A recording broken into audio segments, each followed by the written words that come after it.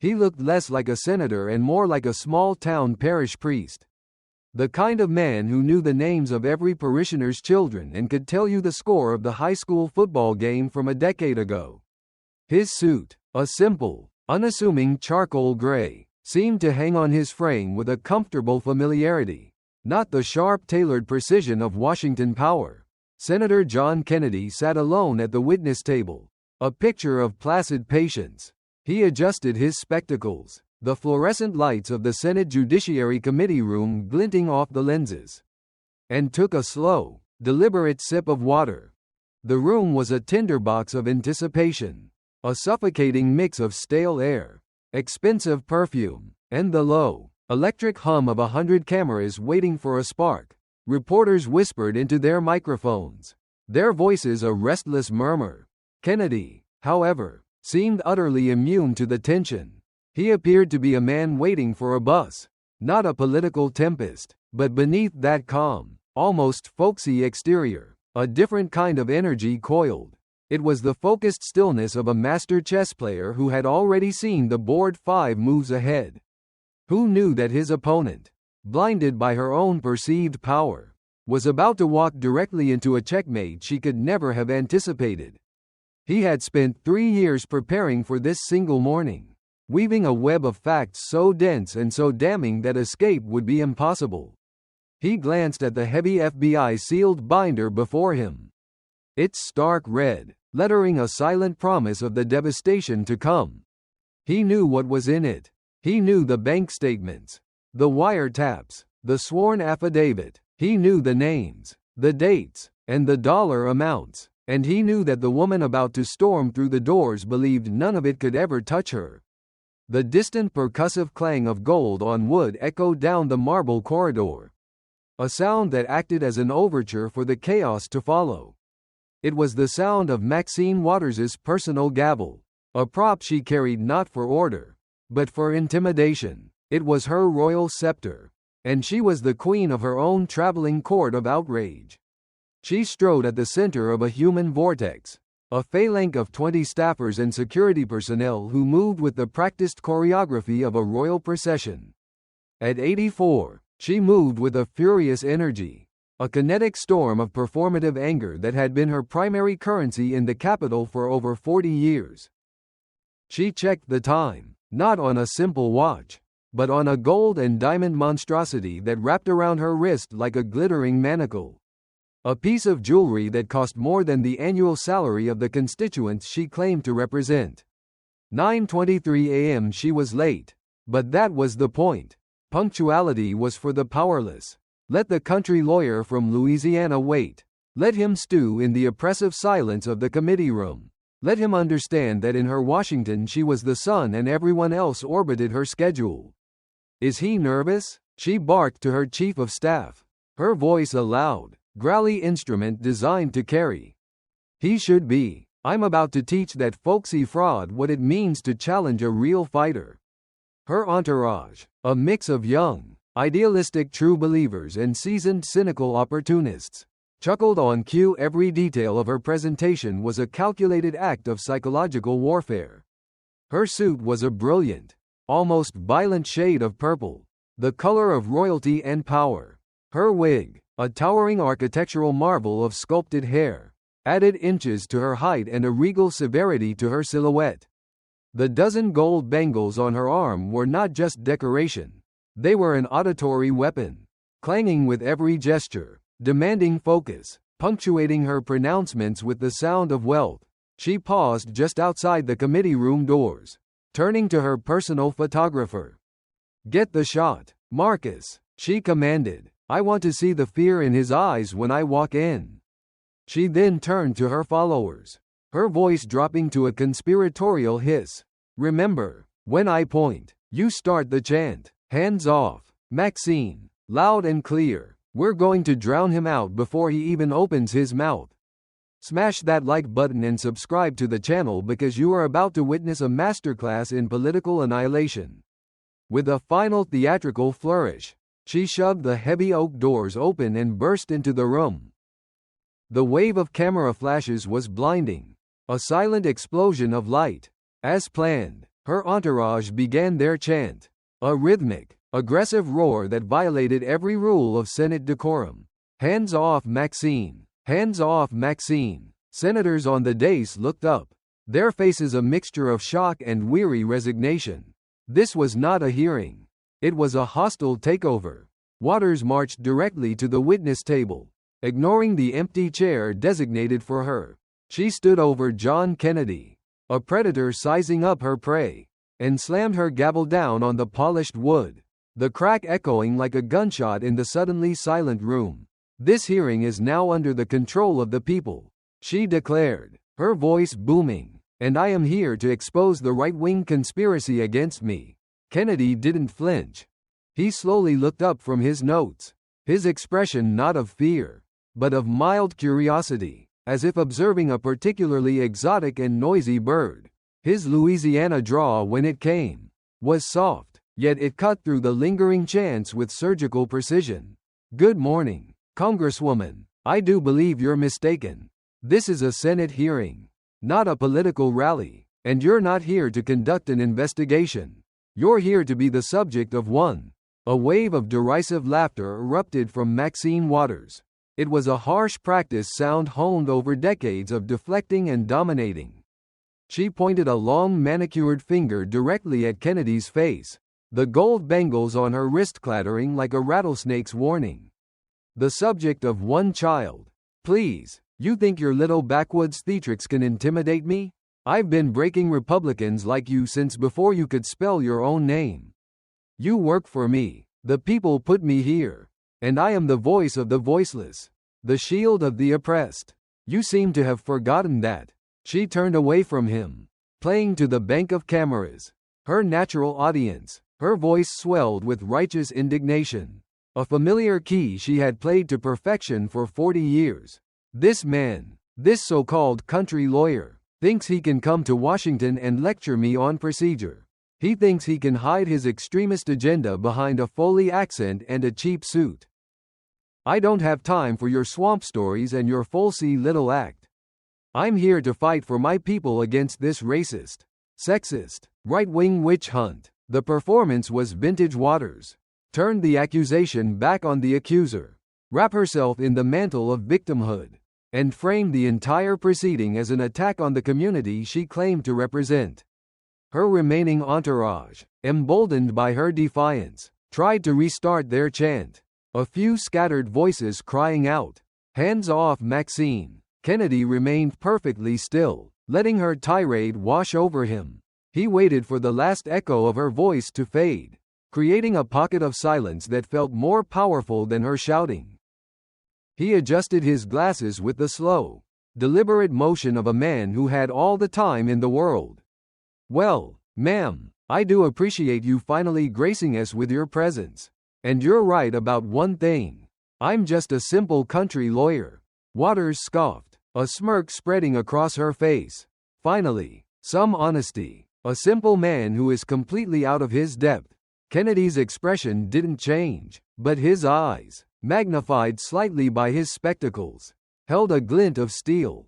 A simple country lawyer, he continued, his voice as smooth and steady as the Mississippi River, who happened to graduate with honors from Vanderbilt, studied law at the University of Virginia, and then went on to become a scholar at Magdalen College, Oxford. A ripple of murmuring went through the press corps. The simple country lawyer narrative, a persona Kennedy himself cultivated, was being gently but firmly corrected. The chanting from her entourage faltered, dying out in confusion. Waters's smirk tightened at the edges. This was not part of her script. I also practiced constitutional law for nearly 30 years before the people of Louisiana did me the honor of sending me to this chamber. Kennedy added, his tone still conversational. But you're right, I'm not a Washington insider. And that's why I had to ask for some help to understand how things really work up here. He paused, letting the anticipation build, then reached down and placed his hand on the thick FBI sealed binder. So today, I've invited a few friends to join us. Some folks from the Department of Justice's Public Integrity Section and the FBI's Financial Crimes Division. They've been conducting a quiet little inquiry for the past 3 years. Operation Homecoming, they call it. And Congresswoman, you are its star. The transformation in Maxine Waters' face was a sight to behold. The mask of arrogant defiance didn't just crack. It shattered. For a split second, captured in glorious high definition by a dozen cameras. Raw, unfiltered panic flashed in her eyes. The blood seemed to drain from her face, leaving her carefully applied makeup looking like a garish parody. FBI, she stammered, the word catching in her throat. She tried to recover to summon the old fire. FBI works for the Justice Department, and I will have their budget zeroed out. You think you can investigate me? I'm a ranking member of Congress. I have oversight over you. Kennedy nodded agreeably as if she were making a perfectly reasonable point. Yes, ma'am. 32 years in Congress. That's a long time. A long time to build a legacy. He opened the binder. The sound of the metal ring snapping open was unnervingly loud in the silent room. Let's take a look at what you've been building. Waters, in a pure instinctual flight response, turned toward the main doors, perhaps intending to make a dramatic exit. But her path was blocked. 2 men dressed in nondescript dark suits, but with the unmistakable bearing of federal agents, had quietly and professionally positioned themselves in front of the exit. They weren't threatening. They didn't move. They simply stood, their presence a silent, immovable declaration that the rules of the game had changed. There would be no escape. She spun around, her eyes darting to the other exits, only to see the same quiet, solid presence at each one. The room, which moments ago had been her stage, had just become her cage. Her voice rose to a near scream, the raw edge of panic slicing through her words. This is a setup. This is a political ambush. This is fascism. Kennedy's voice remained placid, but it carried a new edge of authority. Ma'am, in federal proceedings, that's called intimidating a witness. That's strike one. I'd advise you to take a seat. We have a great deal to discuss. Take a seat. The words exploded from Maxine Waters. A shriek of pure undiluted outrage. The sheer audacity of the suggestion seemed to momentarily short-circuit her brain. She, Maxine Waters, a living icon, a congressional titan, was being told to sit down like a disobedient schoolgirl. I will not take a seat. I demand my privileges. I have special elevator access. I have a security detail. You cannot hold me here.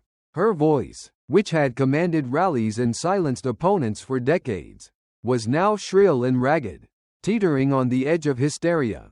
The gold bangles on her wrist jangled wildly as she gestured, not with authority, but with a frantic, desperate energy. The room watched, utterly captivated. This was no longer a hearing. It was a public vivisection.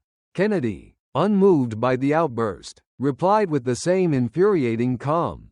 Not today, ma'am. Today, your privileges are suspended. Today you are not a ranking member of Congress.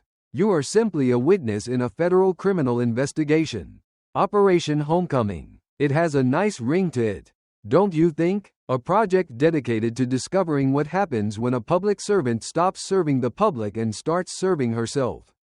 Waters looked desperately toward the dais, her eyes scanning the faces of her Democratic colleagues, silently pleading for an intervention, for someone to stand up and denounce this charade. But she found no saviors.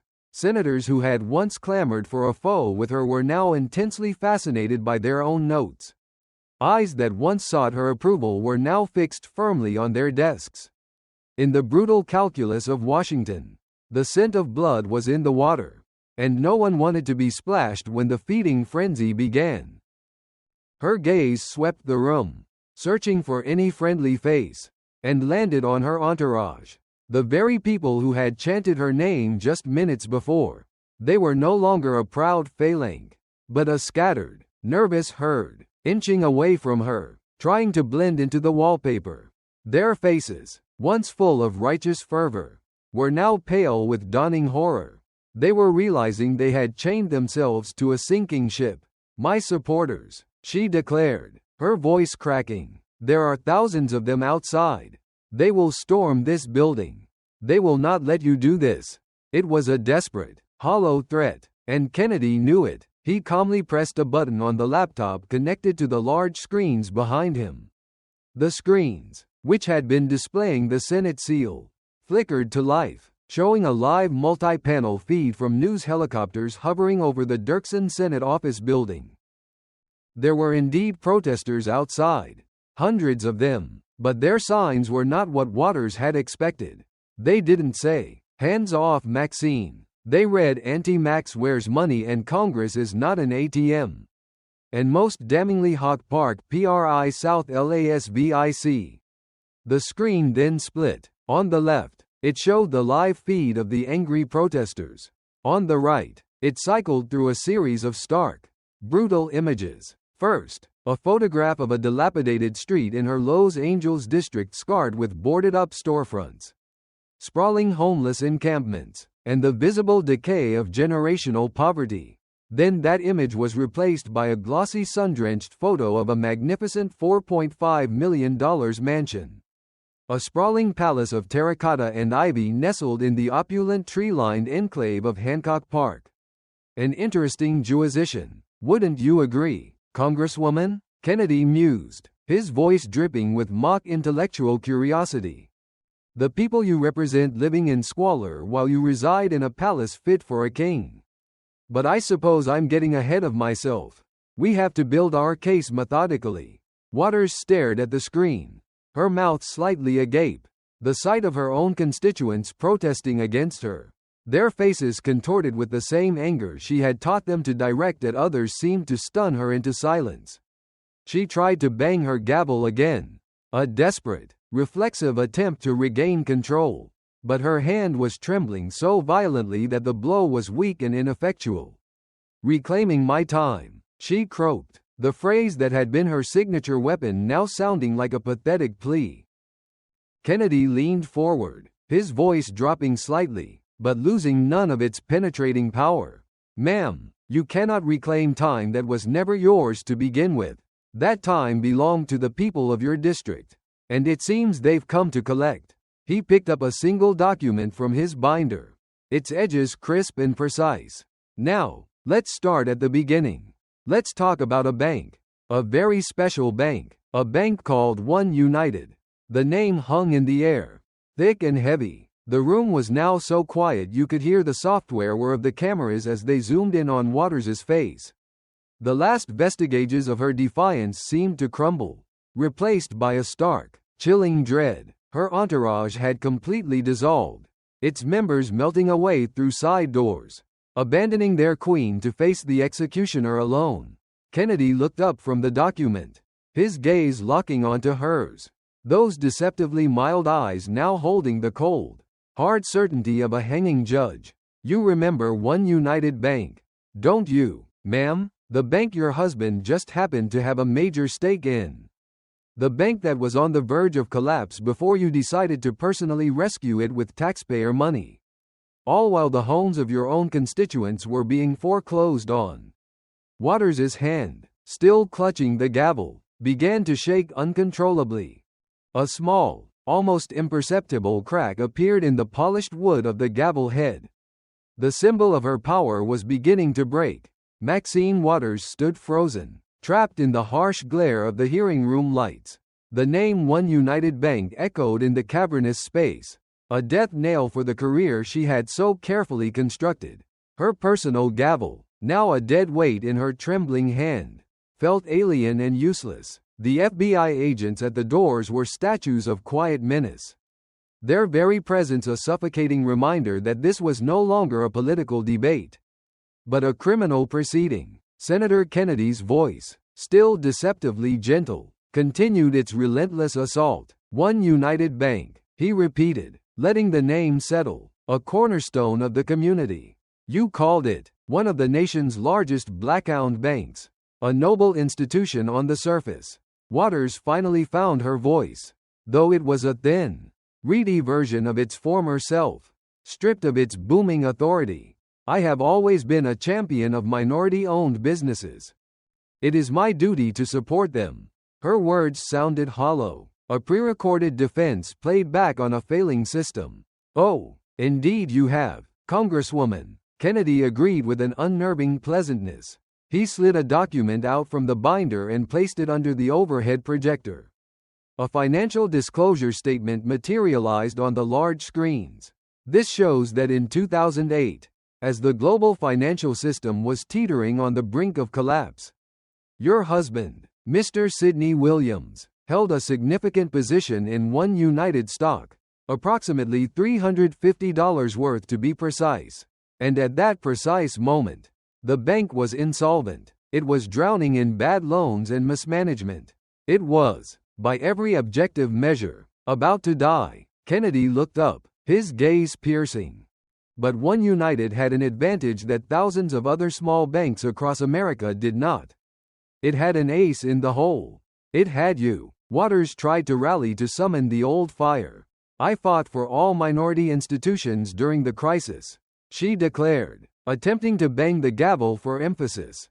But her trembling hand and the growing crack in the wood turned the gesture into a pathetic display of weakness. The sharp crack she intended came out as a dull, splintering thud. "You certainly fought for this one," Kennedy countered, his voice seamless. "On September 9, 2008, you made a phone call. Not a staffer, not a formal letter through committee channels. You personally picked up the phone and called the office of Treasury Secretary Henry Paulson."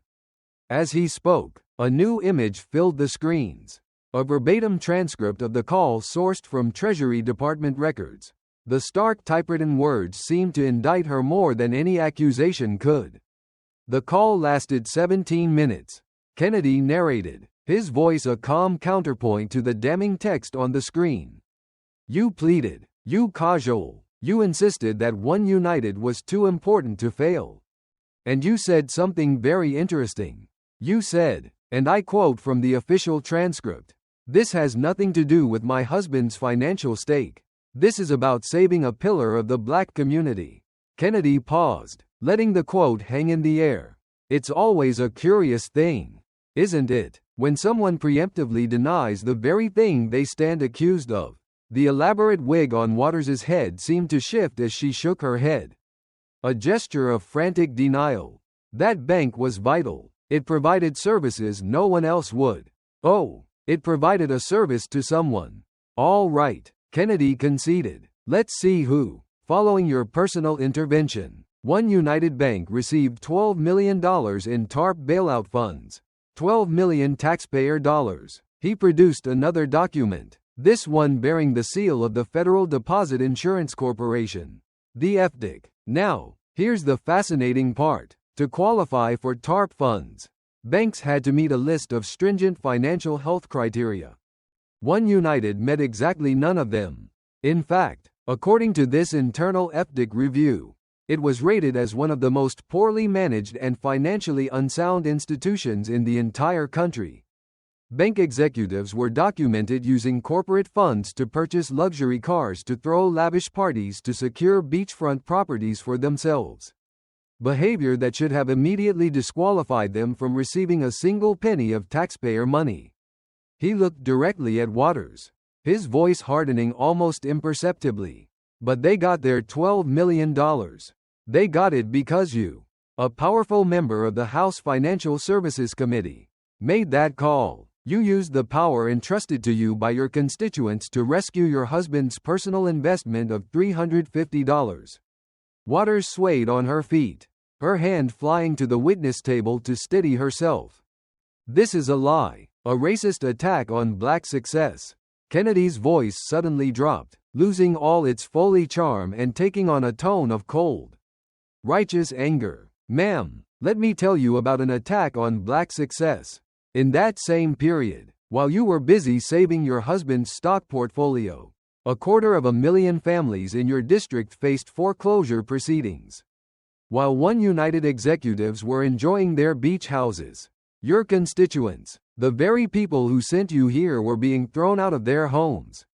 While you were on the phone with the Treasury Secretary, their life savings were being wiped out." The screens behind him changed again, now displaying a grim collage of foreclosure. notices and eviction statistics from South Loa's Angels. The numbers were stark and brutal. You didn't pick up the phone for them, did you, Congresswoman? You didn't personally intervene for the grandmother in Watts who lost the home she'd lived in for 50 years. You didn't fight for the small business owner in Compton whose dream was turning to dust. You fought for the bank that held your husband's money. He stood up his full height, casting a shadow over the witness table. In Louisiana, we have a saying, you can call a skunk a house cat, but it still stinks. Ma'am, you wrapped this stinking corrupt deal in the flag of community service. And you hoped no one would ever be brave enough to call out the smell. The air in the room was thick with the fallout from the one united accusation.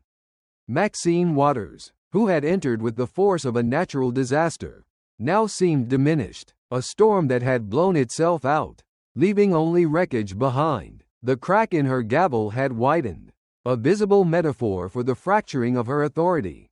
Her eyes, which had flashed with defiance, were now clouded with a dawning, terrifying understanding of her predicament.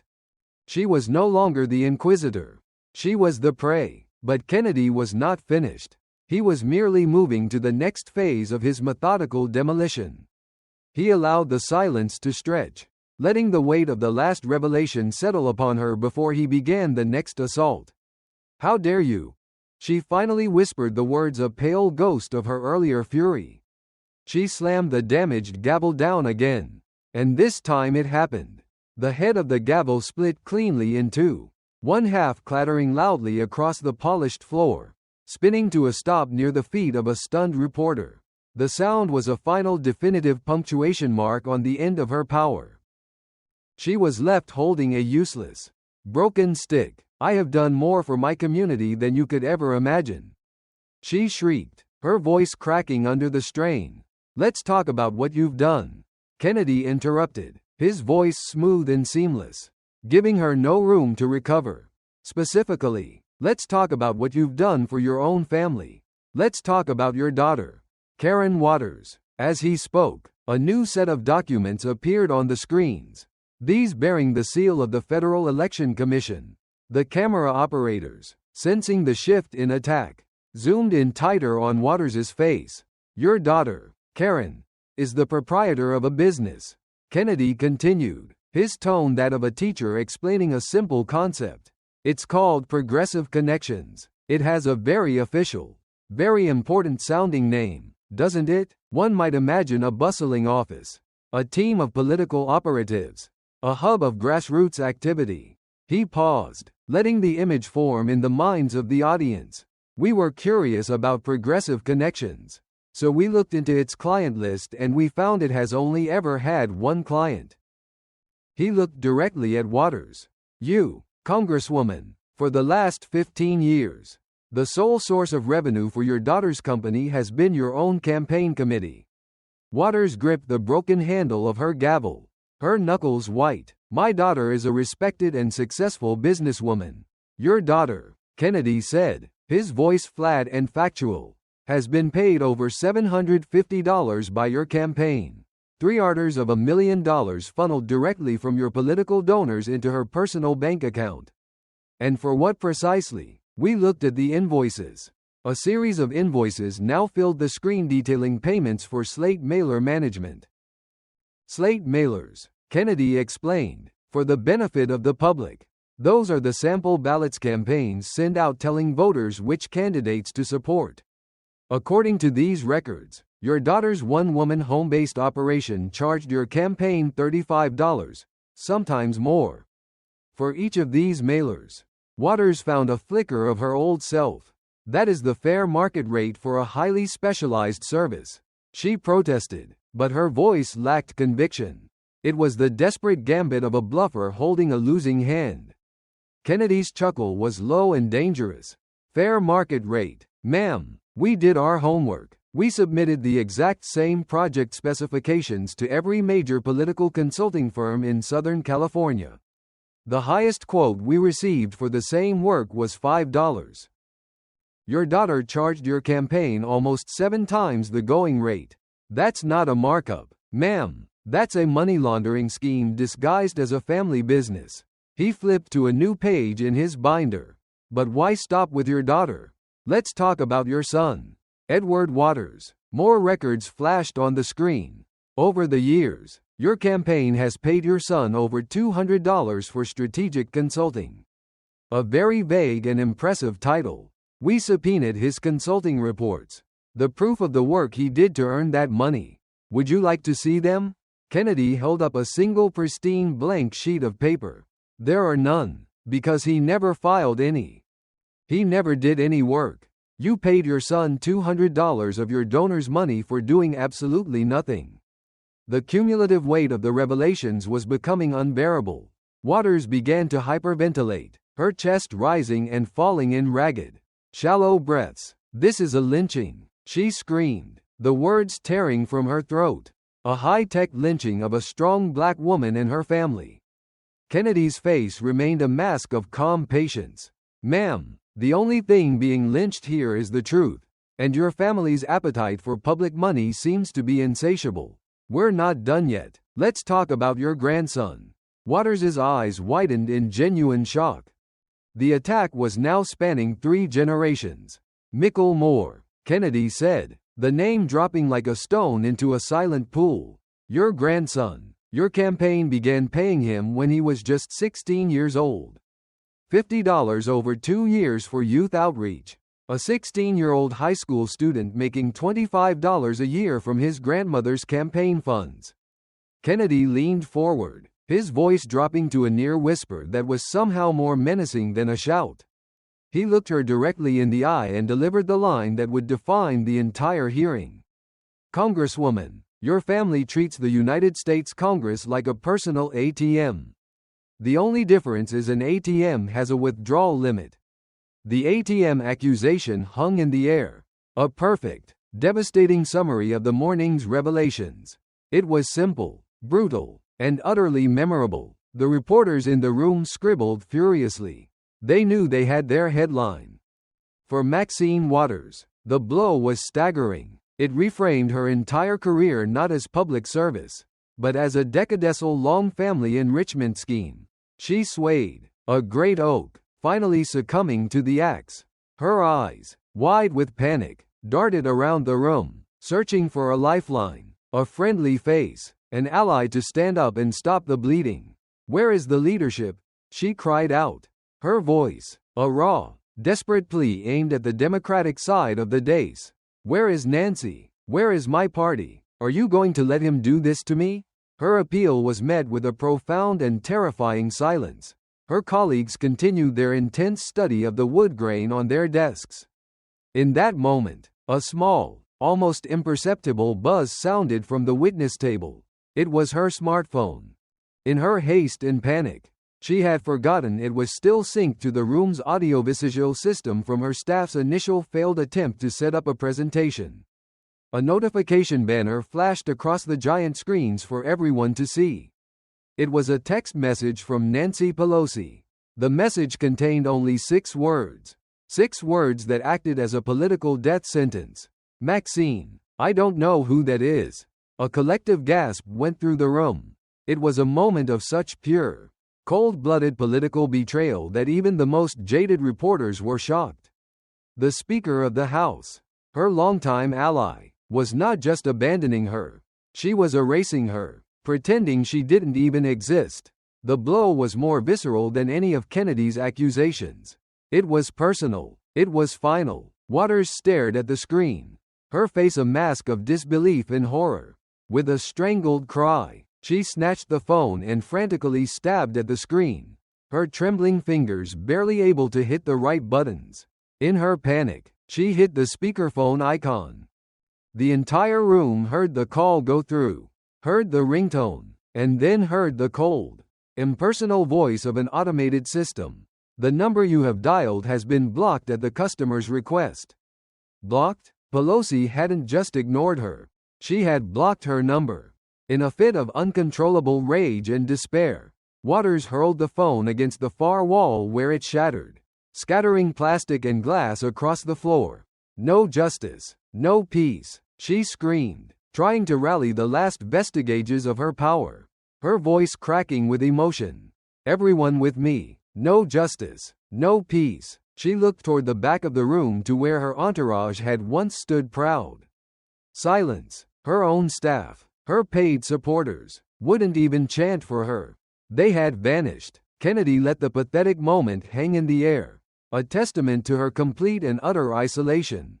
He then continued, his voice still maddeningly calm. Perhaps we should move on. Shall we discuss the network of shell companies you established in the Caribbean? Or maybe the exorbitant speaking fees from organizations that appear to have no employees and no offices? I demand a recess. Waters croaked, her voice almost gone. I need to consult with my counsel. I demand my rights. You have the right to remain silent. Ma'am, Kennedy said, his tone softening with something that almost sounded like pity. It might be the first time in your career you've chosen to exercise it. But it's a fine American right. As he spoke, a man stood up from the public gallery. It was Jerome, her chief of staff, the man who had been by her side for nearly a decade. He had not, in fact, fled the room. He had been sitting quietly, his face a mask of turmoil. With a look of grim resolution, he walked past the stunned security guards down the center aisle and approached Kennedy's table. Jerome, Waters cried, her voice breaking completely. What are you doing? Get back here. Jerome didn't look at her. He looked at Kennedy. Senator, he said, his voice clear and steady. My name is Jerome Thompson. I am Congresswoman Waters' chief of staff, and I would like to submit my testimony as a cooperating witness. The betrayal was absolute. If Pelosi's text was a political assassination, this was a dagger to the heart from a trusted son. Waters staggered backward as if struck by a physical blow, catching herself on the edge of the witness table. Et tu, Jerome, she whispered, the Shakespearean reference sounding utterly bizarre and pathetic in the modern hearing room. Ma'am, you just quoted Shakespeare, Kennedy observed with an air of mild surprise. Impressive. They must have taught the classics in between the corruption seminars. Jerome pulled a small worn notebook from his jacket pocket. Senator, I have kept a log for years. I have documented everything. The cash deliveries, the code words she used, the threats she made to anyone who questioned the finances. Code words? Kennedy prompted gently like a therapist encouraging a patient. Tell us about the code words. Jerome took a deep breath. When she wanted to arrange a cash pickup, she would say she had an appointment at the hair salon. That was the signal. When she said she needed to check on the community garden, that meant she was meeting with a lobbyist or a donor who wanted a political favor in exchange for an unregistered donation. Lies. Waters tried to scream, but the word came out as a strangled rasp. She grabbed the broken half of her gavel and banged it feebly on the table, producing only a dull, pathetic thud. And the cash? Kennedy asked. She kept it in shoeboxes. Jerome said, his voice filled with a mixture of shame and relief. Dozens of them, all designer brands. She used to joke that her Manilows and Louboutins were her real nest egg. I have photographs, Senator. She had me take them for her inventory. Jerome produced his phone, and a moment later, the screens behind Kennedy lit up with image after image of high-end shoeboxes overflowing with stacks of $100 bills. Each box was meticulously labeled in Waters' own handwriting. Community fund, salon money, walkout cash. The visual evidence was irrefutable. A garish and undeniable portrait of greed.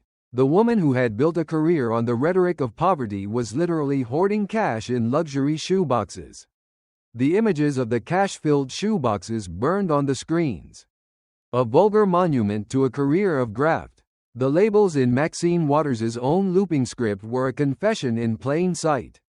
Walking around money, Kennedy mused, studying the photographs with the air of an anthropologist examining a bizarre tribal artifact. That's a colorful term. Down in Louisiana, we just call them bribes. But I suppose everything needs a fancier name inside the Beltway. The sight of her private hoard, her secret jokes, her own handwriting broadcast for the world to see. seemed to sever the last thread of Waters' self-control. With a guttural roar of fury, she lunged across the table toward Jerome, her hands clawed, her face a mask of pure hatred. "Traitor," she screeched, her voice a raw, shredded thing. "I'll destroy you." Two FBI agents moved instantly, stepping forward to intercept her. But they weren't needed. In her rage, she tripped on the hem of her own expensive suit. Her ankle twisted and she tumbled forward, not with the dramatic grace of a movie stunt, but with the clumsy, awkward finality of a falling statue. She went down hard, her head striking the corner of the witness table with a sickening thud. The room let out a collective gasp, but the true shock was not the fall itself. It was what the fall dislodged. Her wig, the towering, perfectly coiffed symbol of her authority and artifice, was knocked loose. It slid off her head and tumbled to the floor, landing with a soft, pathetic poof on the Senate seal woven into the carpet. It lay there like a dead thing, a small, furry creature that had been tragically struck down. The chamber was plunged into a moment of stunned absolute silence. Stripped of her magnificent hairpiece, the real Maxine Waters was revealed. Her own hair was thin and gray, patched with bald spots, the frail and vulnerable scalp of an old woman. The carefully constructed image of the powerful, ageless warrior queen was gone, literally knocked from her head. In its place was a tired, defeated, and shockingly ordinary person. "My wig," she whimpered, the sound barely audible. The Titan of Congress was on her hands and knees, crawling, scrambling across the floor like a desperate scavenger. "Give me my wig," she cried, her voice thick with a humiliation that was almost too painful to watch. As she crawled toward the fallen hairpiece, another figure moved. It was Chennai, her young press secretary, a woman who had idolized Waters, who had seen her as a mentor and a hero. Chennai bent down and picked up the wig. For a moment, it seemed she would return it, a small act of mercy to cover her boss's shame. Waters reached for it, her eyes pleading. "Chennai, eyes, please." But Chennai did not hand it back. Instead, she clutched the wig to her chest, turned, and with tears streaming down her face, she walked directly to Kennedy's table and sat down next to Jerome. "No," Waters whispered the word a puff of air. "Not you, too. Chennai's not my baby. I'm sorry, Auntie Maxine," Chennai said, her voice trembling but resolute, using the affectionate title that now sounded like an accusation. I can't be a part of the lies anymore. I can't do it." Kennedy gestured to her with a gentle, encouraging nod. "It's all right, young lady. Just tell us what you know." Chennai took a shaky breath, the wig still clutched in her lap like a bizarre security blanket. "The offshore accounts," she began. She thought it was a hilarious joke. She named them after civil rights icons. The room, which had thought it could not be shocked further, fell into an even deeper silence. "She has Rosa Parks LLC in the Bahamas," Chennai continued, the names tumbling out. "It holds over $3 million. There's an MLK investment trust in the Cayman Islands with almost $6 million and a Malcolm X holdings that she used for the money from Africa. She made me manage the transfers because she said computers were too complicated. I have the account numbers. Senator, I have the passwords. I have all of it." Kennedy turned his gaze back to Waters, who was still on the floor, propped up on her elbows, her face a grotesque mask of sweat, running makeup, and utter despair. There was no anger left in him, only a profound, almost sorrowful gravity. "Ma'am," he said, his voice quiet, but carrying to every corner of the room, "you named your money laundering fronts after Rosa Parks and Martin Luther King Jr. These were people who gave their lives for justice, for equality, for the very people you claim to represent. And you used their sacred names to hide money you stole from dictators and from your own community. Is there no line you wouldn't cross? Is there nothing sacred to you?" Waters didn't answer. She had given up trying to reattach her dignity. She simply knelt on the floor, clutching the broken handle of her gavel, her bald head exposed to the world. rocking back and forth in a silent rhythm of self-destruction. The powerful woman who had stormed into the room to annihilate a country lawyer was now a broken, wigless, weeping old woman, exposed and abandoned on the floor of the United States Senate. The image of Maxine Waters wigless and kneeling on the floor was an icon of utter collapse. The air in the room was heavy, not with triumph, but with the grim finality of a public execution. Her two remaining junior staffers, their faces pale with shock and pity, finally broke from their paralysis. They skewered forward and with awkward gentleness helped her to her feet and guided her back into her chair at the witness table. She slumped into it, a marionette with its strings cut. Someone tried to offer her the fallen wig, but she pushed it away, clutching the broken gavel handle to her chest as if it were the only solid thing left in her universe. Her makeup, stray with sweat and tears, created dark rivulets down her cheeks. The formidable matriarch was gone, replaced by a hollowed-out shell. Senator Kennedy watched the pathetic scene unfold, giving her a moment to compose herself, a small final courtesy before delivering the next blow. He took a sip of water, the sound of him swallowing unnaturally loud in the silent chamber. "But wait," he said, his voice pulling the room's attention back to the methodical destruction at hand. "There's more." He gestured to the screens which had been displaying the offshore account details. "Let's bring the focus back home. Back to your district, the place you call your political home, even if you don't actually live there." New images flooded the screens. These were not financial documents, but something far more visceral. They were photographs from inside apartment buildings. Grim portraits of urban decay, peeling lead paint, angry black blossoms of toxic mold spreading across ceilings, kitchens teeming with cockroaches and overflowing toilets. The images were bleak, oppressive, and filled with a sense of profound neglect. "You own 17 residential properties in South Los Angeles," Kennedy stated, his voice cold and hard. "You own them, not in your own name, of course, but through a labyrinth of LLCs with deliberately anonymous names like Royal Properties and Crench Holdings. We trace them. They all lead back to you. You are, and I want this to be perfectly clear to everyone watching, one of the largest slumlords in your own congressional district." The accusation was stunning in its hypocrisy. The champion of the poor was herself a purveyor of squalor. Waters shook her head, a low moan escaping her lips. "You charge your tenants the maximum allowable rent under the Section 8 housing voucher program." Kennedy continued, his voice a relentless hammer of facts. "You take every penny of taxpayer money offered and in return you provide housing that is unfit for human habitation. You have city housing inspectors on your payroll, men who sign off on your building site unseen, ensuring you are never cited for the dozens of code violations in each property." A video began to play. The camera was shaky, clearly filmed on a smartphone. It showed a young mother, no older than 20, holding a small baby who was coughing weakly. They were standing in a kitchen where large patches of the ceiling were missing, revealing damp, rotting wood. "This is my apartment," the woman said, her voice trembling with a mixture of fear and anger. "I pay $2 a month. The money comes from my Section 8 voucher. The landlord is a company called Royal Properties LLC." She looked directly into the camera, her eyes pleading. "I found out that's owned by Congresswoman Maxine Waters. I've been begging them for 2 years to fix the mold.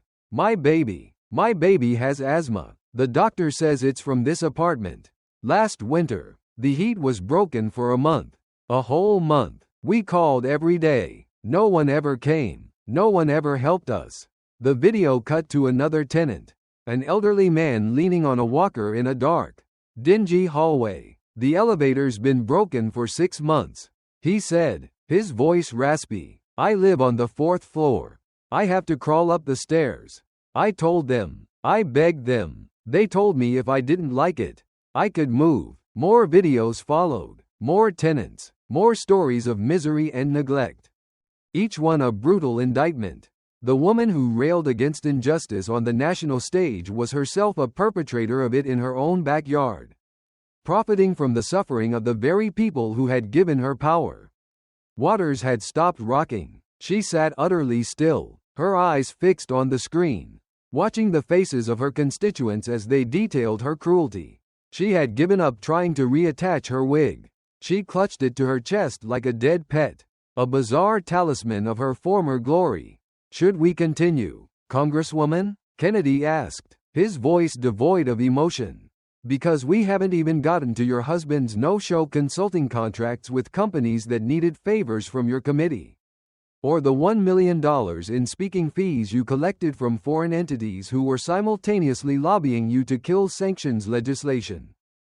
Or the fundraisers where you charged the struggling churches in your own district thousands of dollars just to have you appear and speak."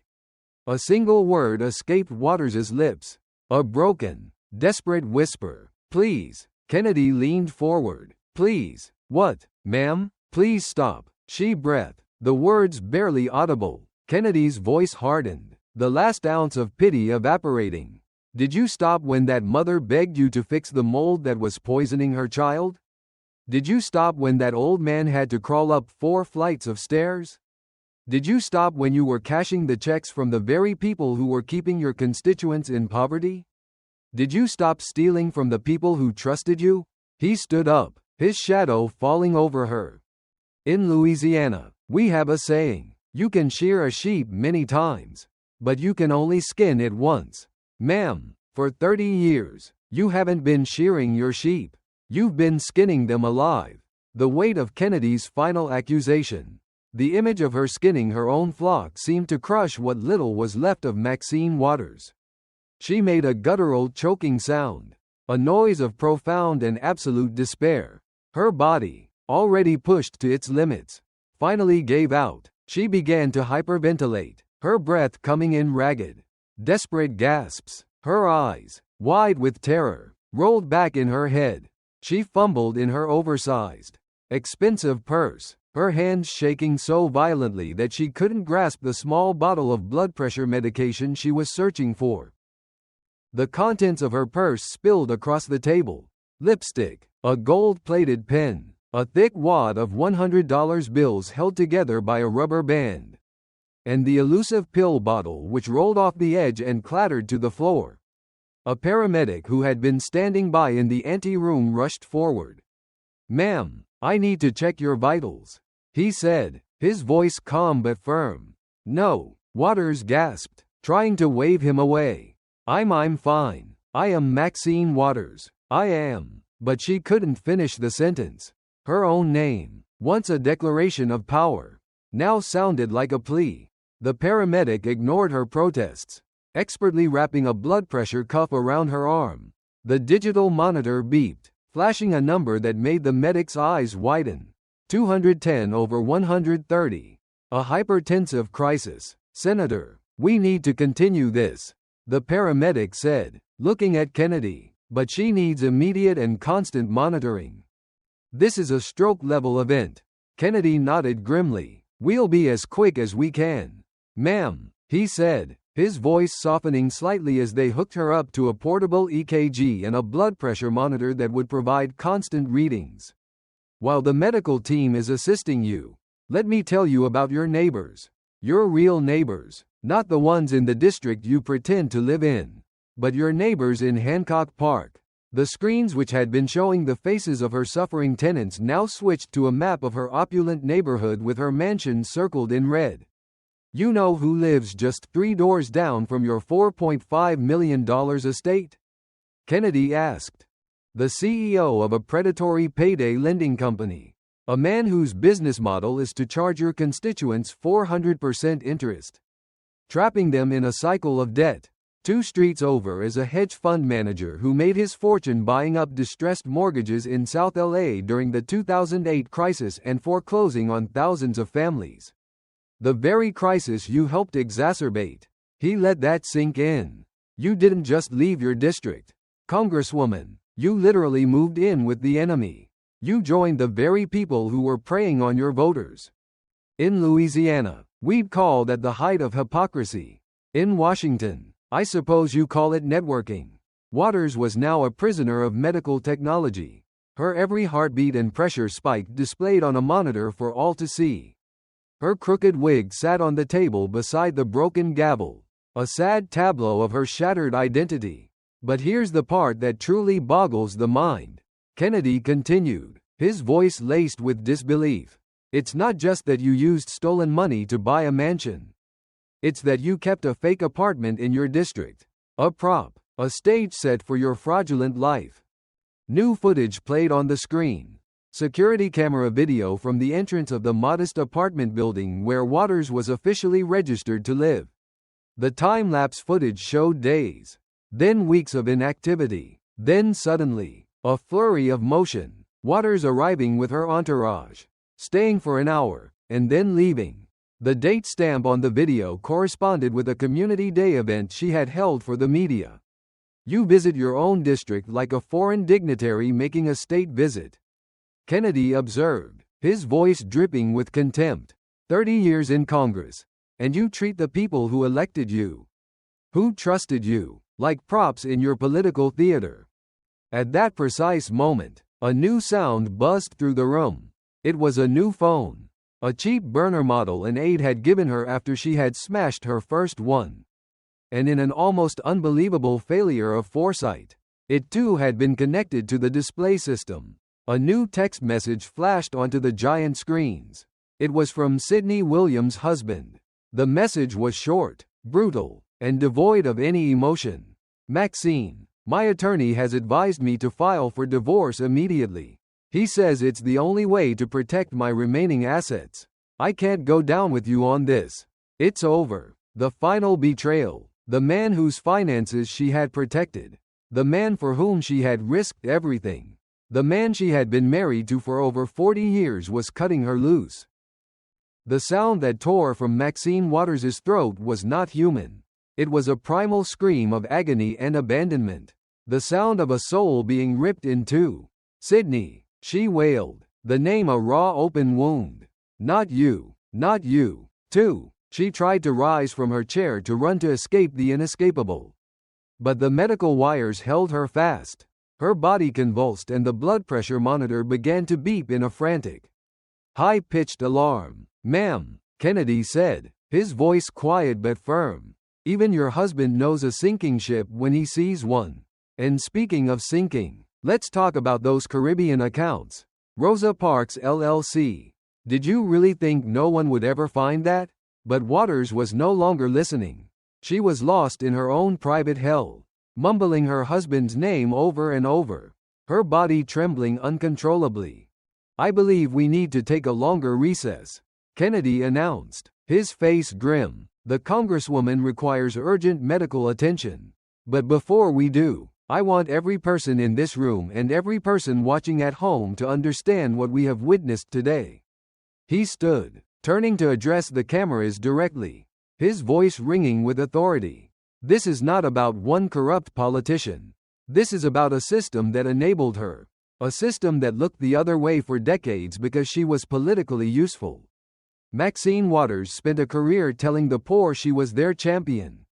While she was robbing them blind, she turned the noble cause of civil rights into a personal cash machine. She twisted the promise of justice into just for us. He looked down at the now sobbing, broken woman being attended to by paramedics. When we return, he promised, his voice like flint, we will detail the foreign money, the payments from dictators, the blood money from tyrants who murdered their own people. Because for Maxine Waters, apparently stealing from the American people simply wasn't enough. They began to wheel her out on a gurney, her body too unstable to even sit in a wheelchair. As she passed, she tried one last time to invoke her famous mantra, her voice a pathetic, gurgling whisper, reclaiming my time. Kennedy leaned down slightly as she was wheeled past.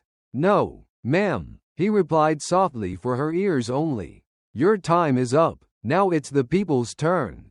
2 hours later, the doors to the committee room opened and they wheeled Maxine Waters back in.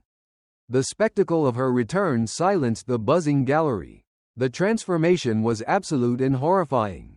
Gone was the warrior queen, the political titan, the revolutionary. In her place was a frail, Broken old woman swallowed by a hospital wheelchair. She was hooked up to a portable oxygen tank, a clear tube running to her nostrils.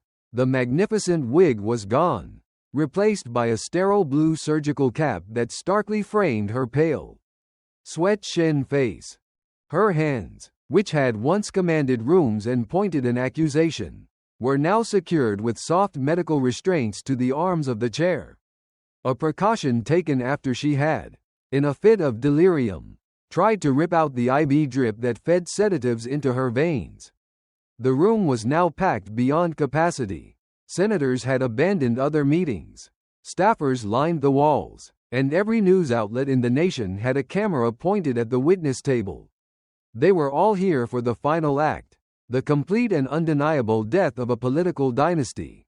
Senator Kennedy stood as they positioned the wheelchair. His face was somber, devoid of any hint of triumph. He looked like a man performing a grim but necessary duty. "Congresswoman," he began, his voice gentle, "are you lucid enough to continue? You are, of course, free to invoke your Fifth Amendment right against self-incrimination." From behind the oxygen mask, a muffled, raspy whisper emerged, picked up by the hypersensitive microphones. "I am Maxine Waters." "Yes, ma'am," Kennedy acknowledged sadly. "We know. Now, before the recess, we were discussing your international financial affairs. Let's talk about your friends. Specifically your friendships with some of the world's most brutal and corrupt tyrants." A new gallery of images appeared on the screens. They showed Waters over the years, smiling, shaking hands, and accepting awards from a who's who of international Paris.